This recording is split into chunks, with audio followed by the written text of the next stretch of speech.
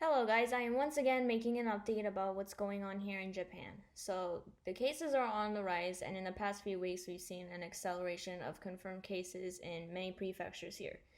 So, I live in Okinawa, and we were basically spared the virus in the beginning wave, but in the recent weeks, they've had record breaking cases. You can tell by this graph here that there's a sharp increase within the last few weeks, and here is this J shaped curve, which is indicative of an exponential growth. I wanted to focus today on the recent events here in Okinawa Prefecture, where I reside, because this is a secluded island geographically speaking, and a huge chunk of the population here are elderly. And to see an outbreak basically uncontrolled at this point is kind of disappointing. So here we have about 1600 cases and 11 deaths. And 1,100 of these positive cases are actually hospitalized people. So I can assume that this is taking a huge toll on the medical system here. Okinawa is not really developed in the sense of the medical community, because much of their practices and their processes are pretty outdated, along with just their general appearance. So here you can see that this is the prefectural hospital located in the central region here. It doesn't look too good when you compare this appearance to like other hospitals you may be used to seeing. This hospital, along with just a handful of few others, are the only decently advanced hospitals on this island, and all the other ones are like privatized clinics that just do not have the capability to deal with coronavirus. So this trend is actually being seen throughout the country. Here with the occupancy rates in the hospitals are going up. And yes, many people are actually fearing a big strain on the healthcare system. Hospital bed occupancy rates for coronavirus patients rise across Japan. So it goes further down to say this. Okinawa Prefecture, however, marked the fastest weekly pace of increase, with the bed occupancy rate surging from 36.6% from 4%. While the prefecture increased its total available beds for coronavirus patients to 227 by securing an additional 2 beds in the week through July 29th, the number of admitted patients during that week rose from 9 to 83. So that's outdated. And what is it right now? Like August something. So from between the last week of July till right now, that's how many people have caught it here. It went from 2 digits to 3 digits, and now we're at 4 digit numbers. Here in Okinawa, the political turmoil has always been very sensitive. There's always calls to remove the Futenma airstrip here, and it's occupied by the U.S. forces stationed here, and then along with a prolonging protests and the opposition to building a new base in the northern region of the island, they argue that it's for environmental reasons, which I agree with. Many of those people are just anti-military people. Many of those people that are indigenous to the island do not appreciate the presence of the U.S. forces here to begin with.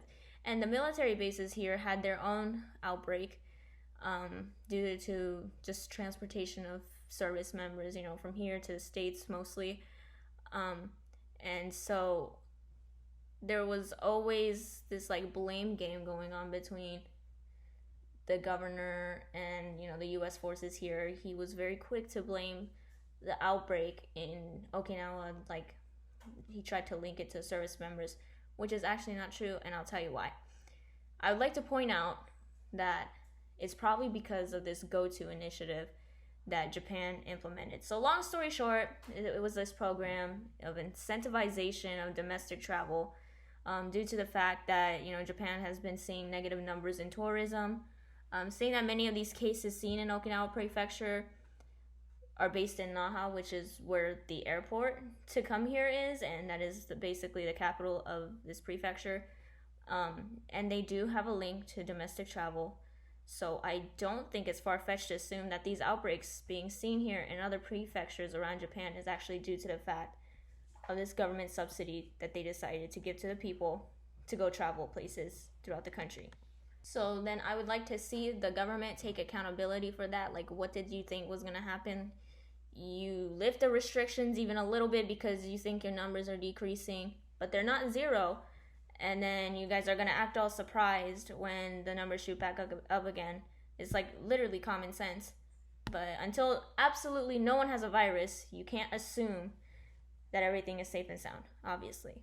I also want to bring up the fact that these hospitalization numbers again, Japan and its people long know what the summer brings in terms of heat. So there's always been, this societal consensus that, that heat strokes are a big threat during the summer. Many people, get hospitalized, they need medical attention, they even die from having a heat stroke here. It's a big problem in the summer here. So when there's people taking up bed spaces and medical resources with coronavirus, these people are going to become neglected. And that goes for like any other, medical emergency or anything that needs medical attention. But even more so now, just because there's going to be increasing people with heat strokes and stuff like that that do need medical attention, it's going to cause a big disruptive issue. On another note, Japan needs to take the virus more seriously. I don't know how many times I have to say it. I'm not getting the impression that people think it's serious and they don't view it as a threat anymore. Okinawa Prefecture has since been in a level 4 state of emergency about this outbreak. But many of the locals are here seen at restaurants in large numbers. And I only know this because I only go, essential shopping. And, sometimes I like to go on a joyride in my car, but that's about it. But there's always people congregated at these restaurants and stuff, and they're all Japanese people.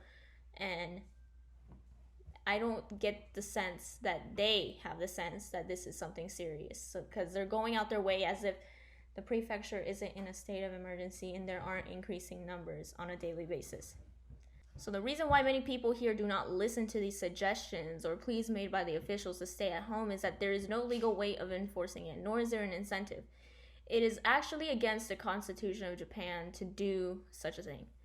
Like, by no means am I some far left authoritarian or whatever, but this is a pandemic and it will be around to stay if these types of behaviors are going without any kind of thought or any kind of enforcement or even punishment. I'm sorry.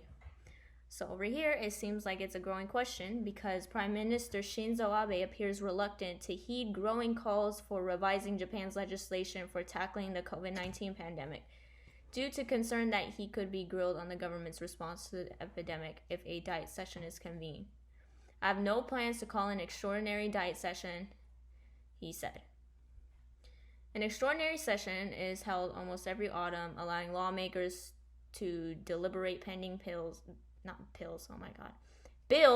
and supplementary government budgets for dealing with major natural disasters. The government initially planned to discuss revisions to the legislation at an extraordinary diet session this autumn, after it declared a state of emergency over the coronavirus epidemic in April, under the revised anti-influenza law part of the legislation. The plan partly reflected frustration among prefectural governments that the revised anti-influenza law gives them no authority to issue business shutdown requests with binding power, while leaving unclear the border between the roles of the central and local governments in the fight against the coronavirus. At a news conference Monday, Suga reiterated the government's reluctance to revise the legislation anytime soon. A law revision to punish those who fail to comply at stay-at-home or business shutdown requests by authorities would, quote, restrict private rights and involve problems such as compensation for suspending businesses, the top government spokesman said. Well, when there's no such enforcement for these things, it creates an environment that shows laxity regarding the issue, which in turn sends a message to the people that this isn't so serious. And that is why people here are not so compliant with these suggestions. There needs to be compensation to stay home. The people need to know that it's a serious issue. In the States, they have unemployment benefits. You can argue whether that's a good thing or not. Or stimulus checks. We only got $1,000, or the equivalent of $1,000 here a long time ago. And that's all the government ever compensated Japanese people for this coronavirus outbreak. And there needs to be more done so that the people can actually do more, because right now they don't have a reason to do more because they gotta go to work. They have to, send their kids to school and stuff. There needs to be more compensation on the government side. And the fact that a top government official is saying that they don't want to deal with that issue should be alarming, and it should probably anger a lot of people. So that's all I have for today. So be sure to like and subscribe and then share your feelings below.